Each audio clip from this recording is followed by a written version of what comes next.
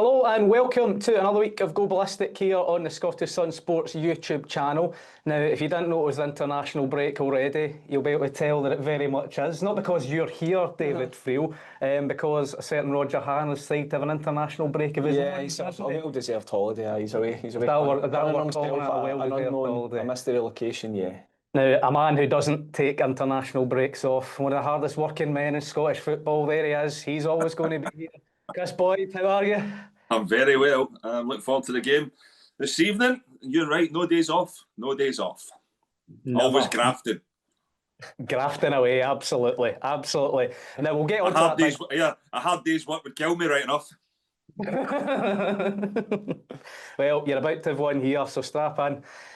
We'll get on to the big game for Scotland, as you just mentioned there, Boydie, later. But while it is very much an international break, Celtic are still managing to dominate everything at the moment with all the stuff that's going on there. So, David, this situation, the board and the fans, on a daily basis at the moment, just seems to be growing more arms, growing more legs, and escalating at a rapid rate. So, where the heck are we with that just now? Where are we? In the midst of a crisis, really. Jonathon, I'll take you back to Saturday night. A long day working on Saturday. I was speaking to Kris for a portion of it as well, and I was just finished. Everything was done. I'd made the dinner. I was about to watch Thursday Murder Club, and at 9 p.m, the statement drops. By 9:15 p.m, I was still reading it. It was that long. And from one whodunit to another, because everybody's now saying who is responsible for this statement in terms of there was no name to it. And what it's led to, look, I assume, and take it for granted, I assume it was well-meaning from Celtic. I'm assuming it was well-intentioned and it was viewed as meant as a response to fan angst, fan frustration, fan disappointment, call it what you want. However, it did not hit the mark and it's made a bad situation even worse. I have never known in all the years, I've probably been covering Celtic as a journalist for about 20 years, and in the modern age, I've never known a backlash like it in terms of the fans group speaking out and fans in general, from your man in the street to your investor in the corporate suite, to be unhappy with how things are going. And right now, Celtic can't do anything right, basically.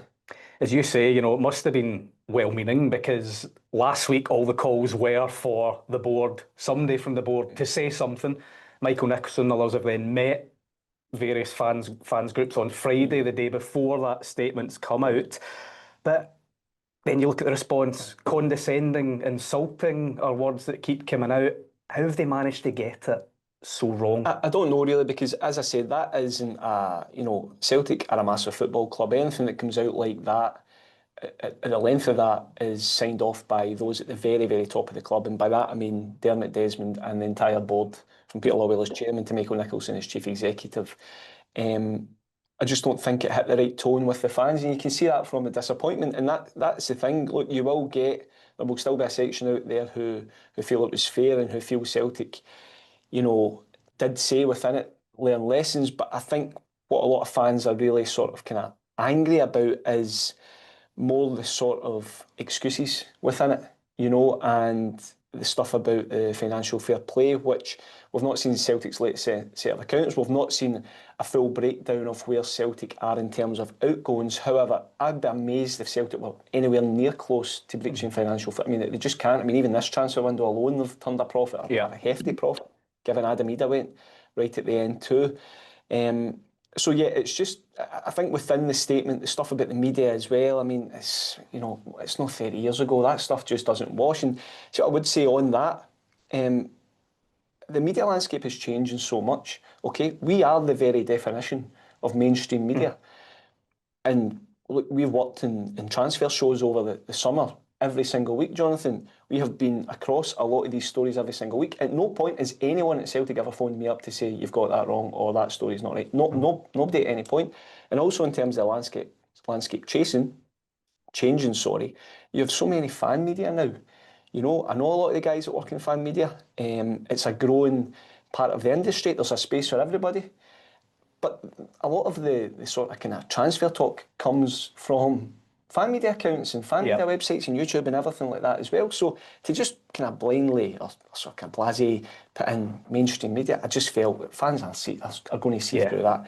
David, it's safe to say that Celtic as a football club have potentially lost touch with reality. If you're basing it on that statement, yes, because I look at that and I don't really see, as I say, this is coming right from the top. That's a statement coming right from the top. And I don't really understand how they couldn't see what was coming off the back of that, to be honest with you, Kris.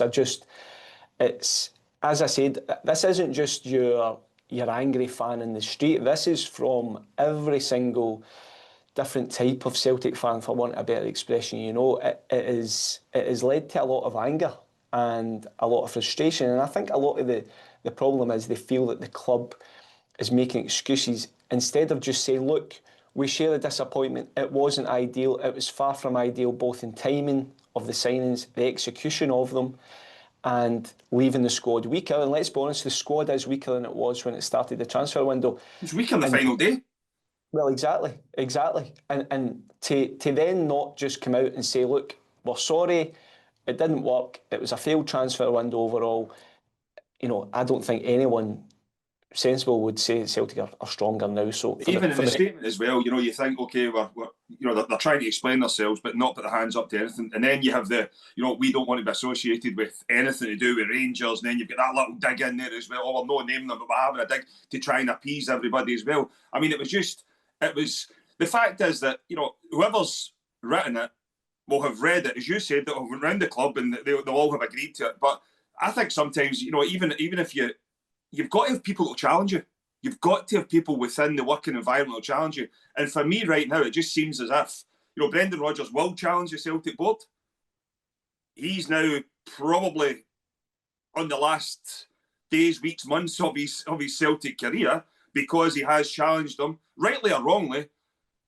But you kind of get the feeling, David, and I don't know how you feel about it, that the Celtic regime right now, they're comfortable within their working environment. They don't want to be challenged. They'll keep going the way that it's been in the past. And by the way, you can't argue with that either because it has been a success.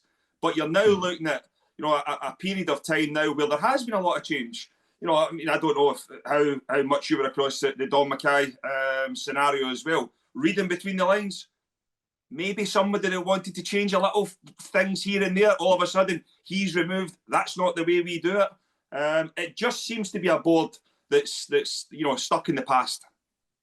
Yeah, I think this, and I think what this transfer window has done is led to bigger picture conversations, you know, and it's kind of seen as a microcosm of what's wrong at Celtic. And see within this, right, clubs have good transfer windows, bad transfer windows, but I'm hearing a lot of fans and speaking to a lot of Celtic fans who are saying it's the bigger picture of showing more ambition, of moving the club forward, of modernising the club, both in structure and behaviour. You know, from all facets, from everybody's talking about the communication and everything, but from recruitment, from scouting to academy to everything. And I think what this is kind of giving a lot of fans is a glimpse into, as you're saying, Celtic need to move forward. They need to modernise in so many ways. And but how, I get that. Surprised, I'm really surprised that Celtic have decided to put out a 1,000-word statement. To me, right now, and fans might say, oh, you're just doing it in-house. To me, this was primed for Michael Nicholson answering some questions. Whether that's club TV, whether that's mainstream media, whether that's whatever. I think Celtic have to own this a bit more. I think they have to be more engaging. I think they just have to communicate openly, as opposed to putting out a late-night statement signed off by or signed by no one at the bottom. Well, the other thing is as well, it's tit for tat as well. You know, obviously, whoever spoke to, you know, Roger and you know, the story that he wrote the day before as well, you know, it seems to be that they're quite happy for it to be played out in the media. They want to get things out there. I would imagine Brendan Rodgers, well, he has in the past. You know, he was bullish a few weeks ago, and then I said at the time it was as if he had his wings clipped and he had to toe the party line for a period of time. It'll be interesting to see if he's still there come Thursday, Friday this week presser, what way he approaches it. Because there's one thing about Brendan Rodgers. I mean, he is a politician when it comes to deflecting questions or answering them in a manner that he can, you know, get himself out of situations. But you kind of get the feeling that this one, I mean, this ain't going away. I mean, the Celtic fans have had enough. Brendan Rodgers has went full circle in their eyes as well. He's the one who, they didn't want, or some of them didn't want, to now, they're actually saying, well, I wouldn't be surprised and you couldn't hold a grudge against Brendan Rodgers if he does what he done the first time and just walk away because of how bad this has been run. I think it's, you look at, football clubs in general, and I get the fact that, Celtic have had success, for a number of years now, and they have. They've been excellent in a lot of departments, but because of that, sometimes you neglect things that you should look after on a daily basis. And they're speaking about, the youth academy. They're speaking about the infrastructure of the club. But because you're winning games, nobody really brings that up, and that's why you then get to this stage, and it is a full-blown crisis. Every single thing is getting stripped to look at, right, what are we doing, what are we not doing well there, what can we be doing better there, and there'll be things now that people are looking at that, if Celtic had been continuing the way they were in the transfer window, if they'd got a striker in, we probably wouldn't be sitting here having this conversation. If Duisburg went to Ajax, if he arrived, it's probably just papered over the cracks and away Celtic go again. But because they didn't, and all of a sudden you're scrambling about at the last minute of the transfer window, there's in-house fighting, and I don't care what anybody says. That's clear to see. Brendan Rodgers, you can put the kettle on for a couple of a big journalists down the road, with a Brendan Rodgers exclusive or somebody sticking up for him in the next few days as well. That's an absolute certainty that will come. He'll air his dirty laundry down south, and it's as if nobody's spoken to him. Quite clearly, somebody from Celtic has spoken to Roger at the weekend and been able to get that story out there. So, big clubs, they don't behave. You don't see many of the big English ones behaving like this. And this is where, again, when you go back to the whole thing of, you listen to, and both of them up here are as bad as each other for it. You listen to, everybody tell you, oh, they're huge football club. They're huge football clubs in Scotland, but they don't behave like it. They don't act like it. Stuff like this shouldn't be, it shouldn't be getting addressed with, somebody from the club going to a newspaper or a radio station and briefing them. We all know it happens, but at least if you're going to do it in a way where it's not coming back to say, that's definitely from somebody inside Celtic. Give somebody enough to write a story. Boyd, on that, where do you think this leaves Brendan Rodgers in, going into the weekend? I think he'll still be in charge at the weekend. As I touched on there, David, his press conference on Thursday or Friday, whenever that may be, will be interesting. Listen, there is no doubt that it's finished. It's over with Celtic and Brendan Rodgers. There is no doubt about that now. You kind of felt as if a couple of weeks ago there was maybe, there was a contract on the table a few weeks ago. That's not going to be there now.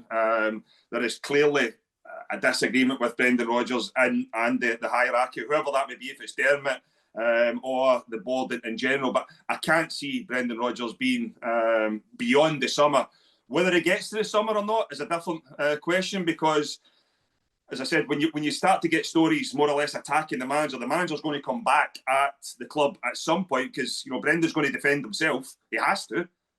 You then look at saying that there's only going to be he's going to leave the club, but between now and the summer, I'm not sure he sees out the summer. If it gets to the summer as well. Yourself?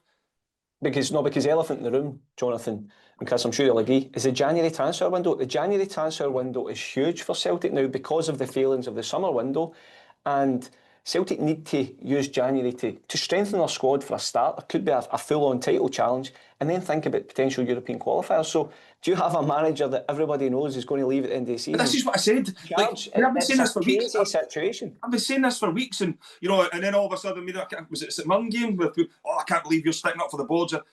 Brendan Rodgers has spent a hell of a lot of money at Celtic. A hell of a lot of money. So, for the board to get all the blame is wrong for me. It's totally wrong. In terms of Brendan Rodgers' contract, when you look at Engels, Ida's came and gone. Trusty's not in the team either. That was the big outlay last year. By the way, Bernardo as well. There's another one who gets away with it because we always speak about those three. Paulo Bernardo's hardly playing any football as well. Another person who cost Celtic an absolute fortune. But you're looking at it now. Can he be trusted to go to the transfer market? Can Celtic trust him to then go and strengthen their squad for another manager to come in? I don't think they can, because he's thrown the toys out the pram as well. When you look at the European squad, they're clearly not my players. I'm not going to name them. I'm going to cause you a problem. You've got two, younger Japanese boys that have came across the other side of the world that are now looking and saying, what is the point in me being here? He brings you Maeda on at Ibrox, leaves him out the squad. Johnny Kenny's nowhere to be seen at Ibrox, and now he's in the European squad. It just doesn't make sense. The whole thing is an absolute basket case. Just coming back on that, Kris, Bill Leckie in one of our shows, The Set Piece, last week, described Brendan Rodgers as being entitled over this transfer window this summer. Would that be something you'd agree with? His comments, the way he's addressed everything? Well, listen, I think as a football manager, you're always going to challenge your bosses as such because you want more money, you want to spend.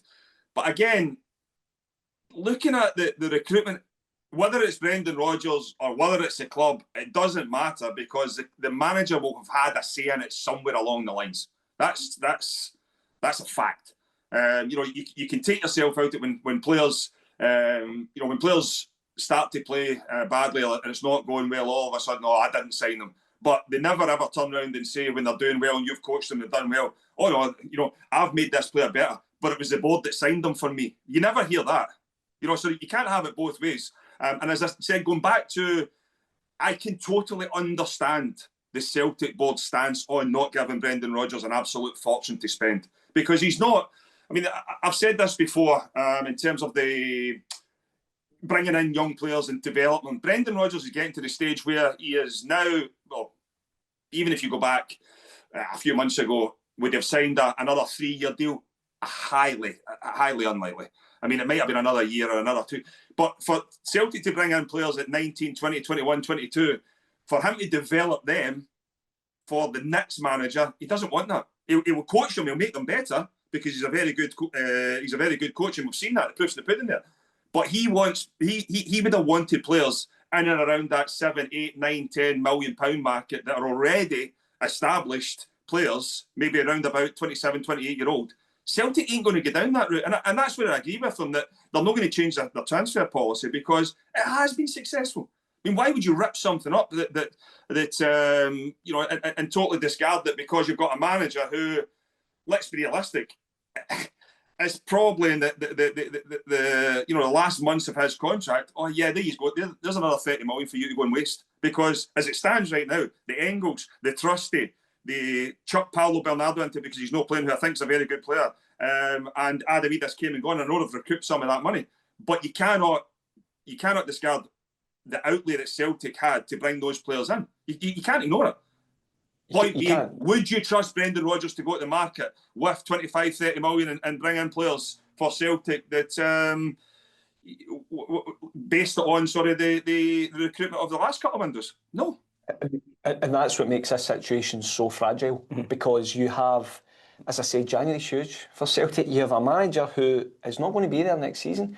And I honestly think it's getting to kind of tipping point. And I just wonder whether, I don't think Brendan Rodgers will walk away. And as Kris is saying, as we sit here speaking on Monday, it looks like he will be in charge. But I just wonder whether Brendan Rodgers will be the Celtic manager for the rest of the season. Now, the last I don't think he'll walk away because of what he said. But I mean, it might be a case when it comes to a mutual agreement, but we all know what that means. So I think both are sitting right now.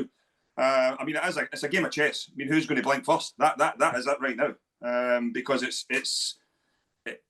it can't continue. I mean, there's no way it can continue. As I said, Brendan Rodgers has managed to convince the Celtic fans that he's back being one of them. He's on side after a few years ago.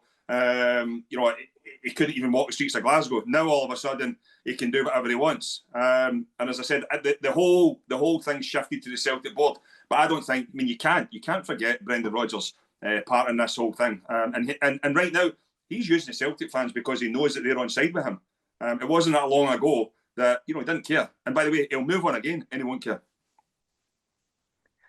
I was going to say that the last thing Celtic probably needed was their best player from last season publicly revealing that he wanted to leave Celtic in transfer deadline days, and Maeda publicly revealing in Japan that he'd agreed terms with another club, Celtic blocking him from leaving. David, what did you make of that one? He says he wanted to take the next step. Celtic stopped him from going. Yeah. Just for an abundance of reasons, surely Celtic just could not let him leave. They That couldn't. was They couldn't let simply him it, leave. wasn't it? But yeah, but I'm not surprised that he made his declaration that he did want to go, because I think anybody just has to watch Dyson Maeda over the last month and see that he's not been the same player. I don't know if his head's been elsewhere. I don't know. I think any uncertainty would affect any player. But it was clear from the contract offer that was put to him towards the end of last season wasn't signed. I think this was probably a life-changing move. I think it's either English Premier League or Bundesliga. I think Bundesliga was more likely for him, and Celtic have blocked it. Again, Chris calling it a basket case, it's not a good situation. You get your star man, your only fit number 9, if you want to call him that just now, who doesn't want to be there. Who's not even a number 9. And he's not even a number 9, but he doesn't want to be there. And he's been blocked from a life-changing move, Jonathon, and I don't think Dyson Maeda owes Celtic anything. I think he's been a great signing for them. They got him for buttons. He's given his absolute all. And I think, again, it feeds into the kind of crisis talk where you have your talisman just now, who's made it abundantly clear. Joe Hart called him a very matter-of-fact person. Right now, he's been blocked from this move, and it's not been his fault. And Celtic couldn't let him go. However, it just feeds into a kind of real issue for Brendan Rodgers, because it's Dyson Maeda now just going to turn the tap on. Chris, you'll know better than me as a footballer. If something like that happens, you've been blocked for a big move. How do you react to that? Yeah, I mean, I think when you look at Dyson Maeda, there's players that you could tell straight away if they've wrapped it. I don't see Dyson Maeda as one of those players. And I know people will say his start to the season's not been great, but his work rate's still been the same. I mean, he's had a few bad touches. He's had a few opportunities where you felt as if he should have scored them. That's not your head telling you, I should have been elsewhere. I mean, you can tell when people have chucked it, when they're walking about, they're not sprinting, they're not closing down. That ain't going to be Dyson Maeda. Until the day that he leaves Celtic, he will give his all. The reality is the quality might not be there to what it was last year. I still maintain that last year was a purple patch for him. It was unbelievable. But you're now seeing the player that was at Celtic beforehand had moments of brilliance, but also moments where you're like, this guy's never played football before. The amount of times it would cross it out the park, but that's nothing to do with him down in tools. And he won't down tools, because you can tell he's the Japanese culture, they work 24/7. You can tell he will never. You see some of the incidents that have happened down south with players down in tools and things like that. Won't be Dyson Maeda. He will turn up for his work every single day until he leaves. And I think that's a credit to him. It's a credit to him, because there is a lot of players where they do get big moves and they will start messing around, but that won't be the case with Maeda. Will he be moving in January? What do you think? Again, it just depends on is the offer still there for him, and if Celtic can get a replacement in. But judging by the last 3 months, I don't think Celtic will be overly successful in getting a replacement in unless there's major changes behind the scenes. So look, he might think World Cup year. What does those changes look though like for you, David? Because everybody, and listen, we're all guilty of it, of saying a lesser change, but what does those changes look like to allow Celtic to become this club that all their fans expect them to be? A proper recruitment structure, and a realistic approach to transfers. I mean, see, within all the excuses of the statement the other night, was also a fan meeting with Michael Nicholson. The minutes of the meeting came out, and I think they were referring to Michel-Ange Ballistic in terms of a player who was signed in this summer would have came in January, but injuries prevented it.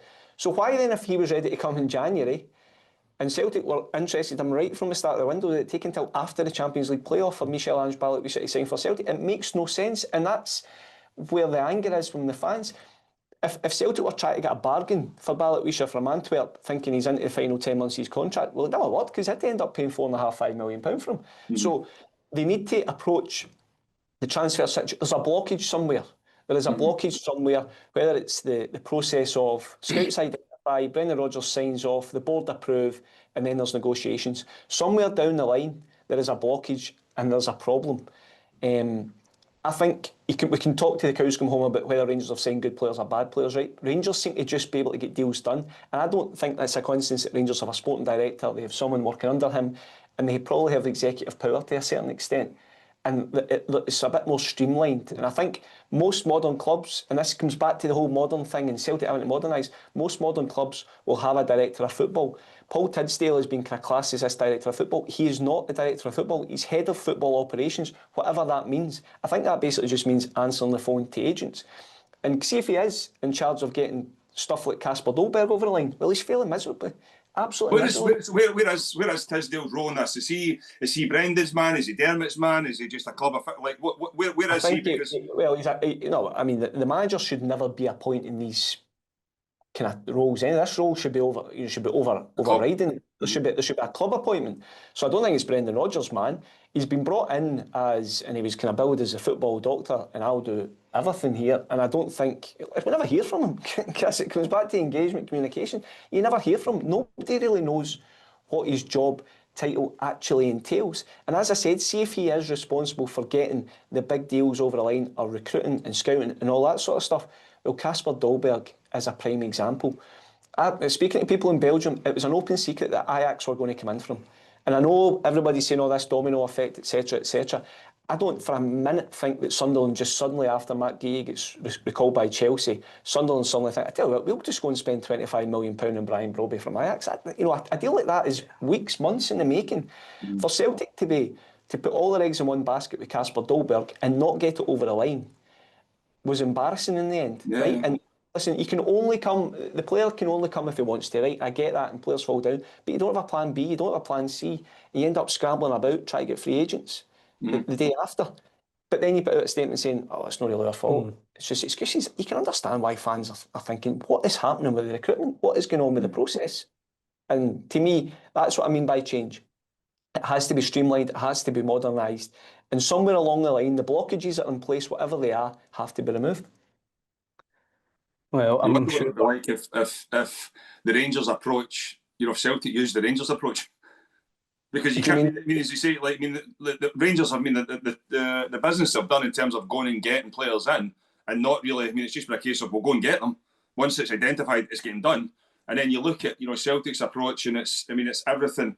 You could argue probably trying to do everything on the cheap and get as best a deal as they can. But what people forget is even the smaller clubs nowadays they're not being bullied by the big ones. It's not happening because they can stand their ground, because they know that even there's smaller clubs within Europe now operating at a level that Rangers and Celtic can't compete with in terms of transfer fees, in terms of wages, and still to be stuck in this time frame where we'll haggle with them, we'll try and talk them down. Listen, it's worked in the past, but it's not going to work with everyone. And I think that there is deals that you can take that risk with. You can take a risk and say, right, we're going to haggle and we'll see where we can get this down to. But there's also deals where you say, I need to get this done. I need to get this done. And as you're right, the striker, Dalsberg one, that was one that had to get done no matter what. It had to get done because of the lack of firepower, the whole Adamida scenario going to Swansea as well.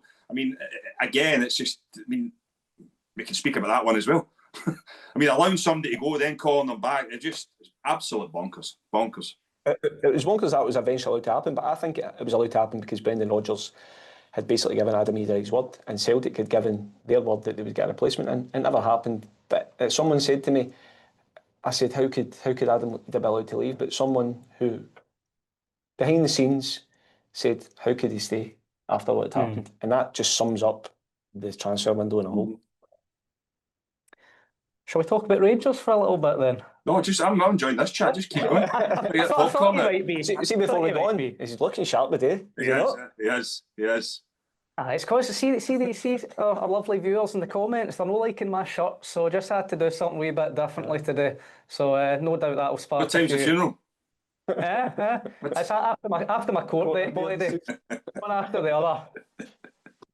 That's why I was hoping you'd be a bit earlier today. Get plenty to do. Rangers. Yes. Nicolas Raskin played for Belgium last night, scored for Belgium, spoke to the Belgian media after the game. Some quite interesting comments. First time he's spoken about the Rangers situation publicly after he was obviously bombed out of the squad to face Celtic by Russell Martin. admitted it's complicated. Confirmed he's not looking for a transfer. Obviously, some European markets still open at this time. A lot of interesting language, though, as well. You know, saying he intends to win his place back, but it doesn't just depend on me, putting the onus on the club and the manager as well. Expecting those clear the air talks with Russell Martin when he gets back this week. Still a bit of a strange situation, really, but how key is it for Rangers to get this thing sorted? I think it's a problem. I still think it's a problem. Kris will come here in a second, but to me, to say it's complicated, as you're saying, Jonathon, what does that mean? And Nicolas Raskin, if he's not playing, I think it's an issue. He's still Rangers' best midfielder. He should still be playing. But Russell Martin, clearly, there's stuff going on there. I'm not convinced Nico Raskin will just come, shake hands with Russell Martin and be playing number 6 every minute of every game. And I think if he's not playing, I think it's an issue.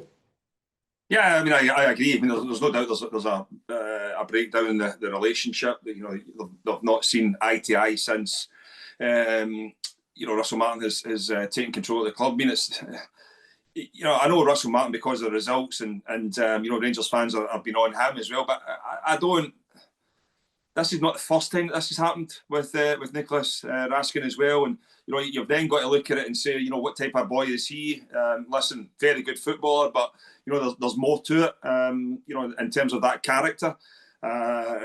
You know, so I mean, it is complicated, as you say, because does Nicolas Raskin just knuckle down now and get his head down, but then he's then going to change the way he is, that he's quite clearly been that fiery character all his career.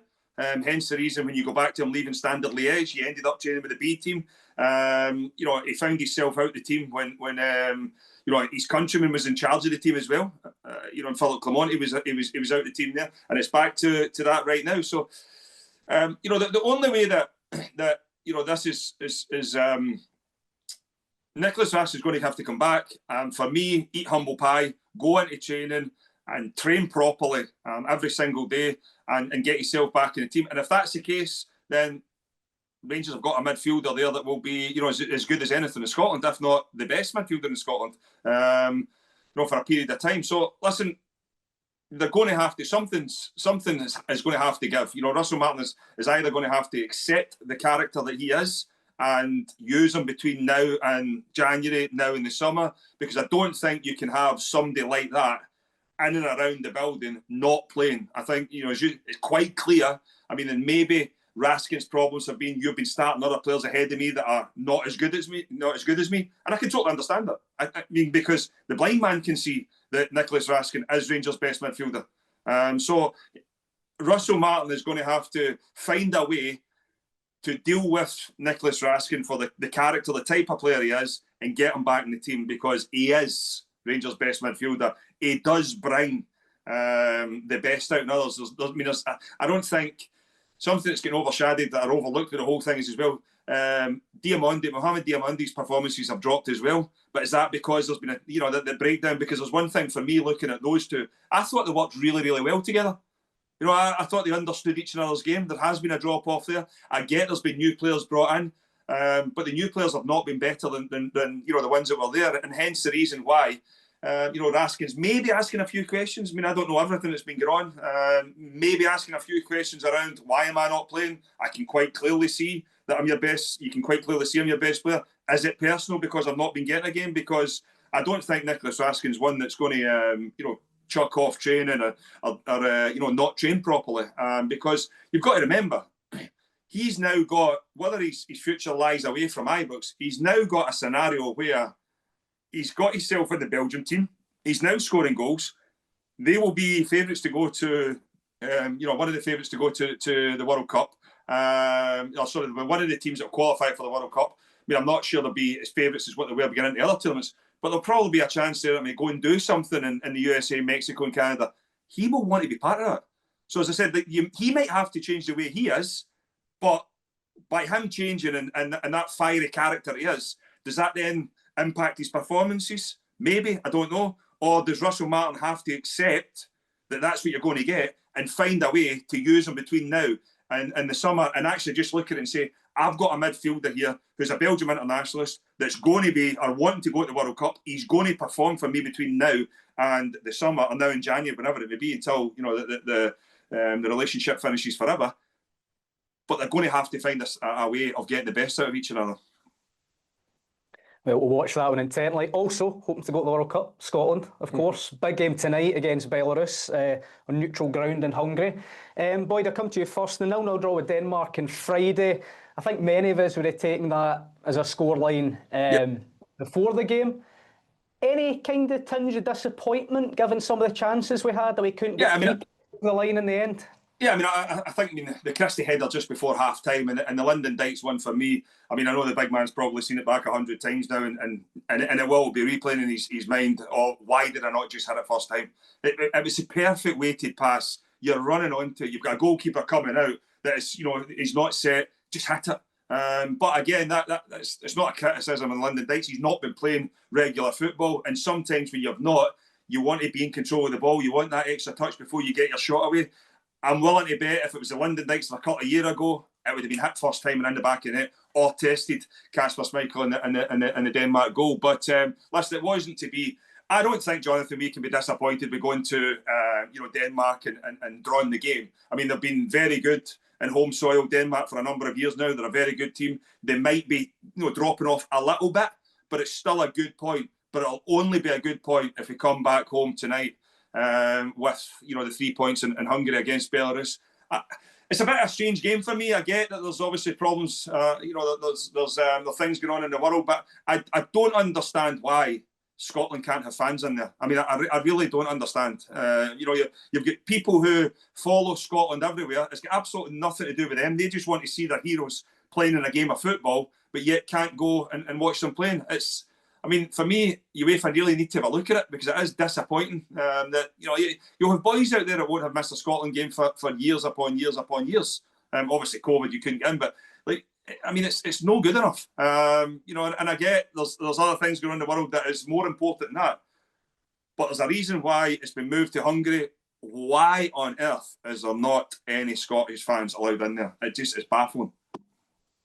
A fair few have still made the trip, though, haven't they, for this one?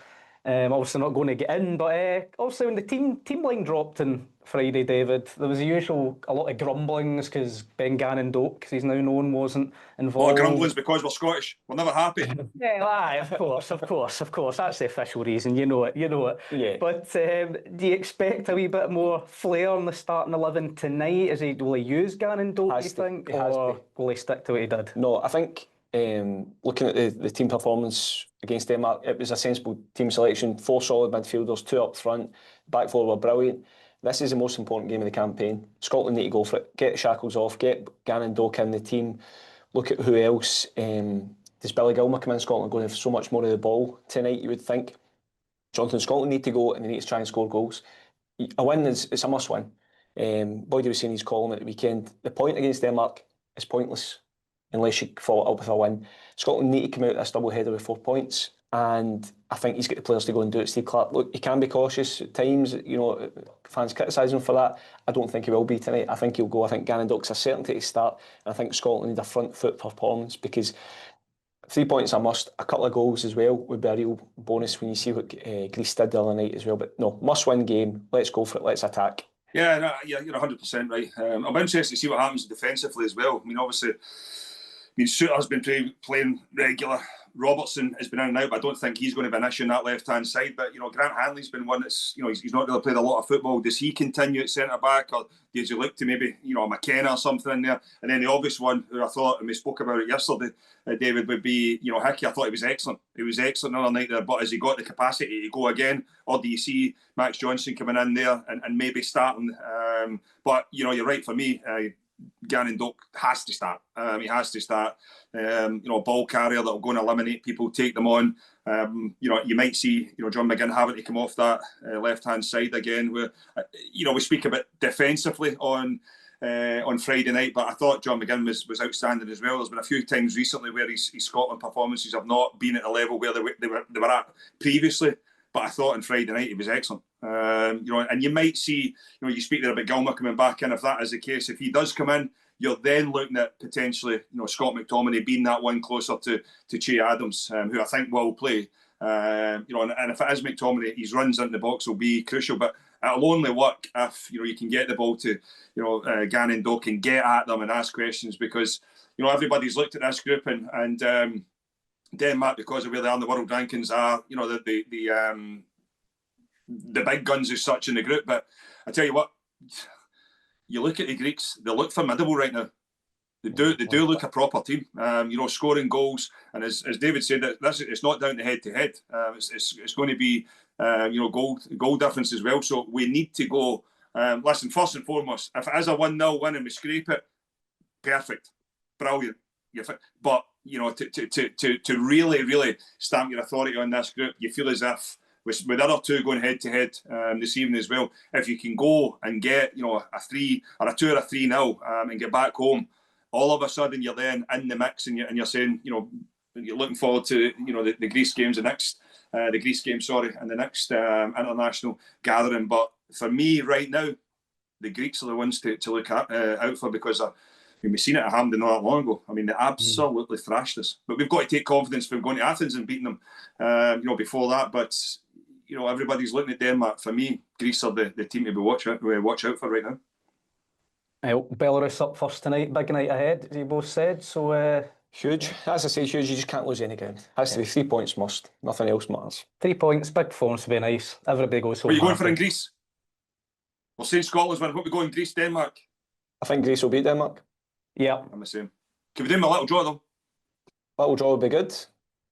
By the way, I mean, if Greece have to beat them, it's a long way back for Denmark if Greece beat them.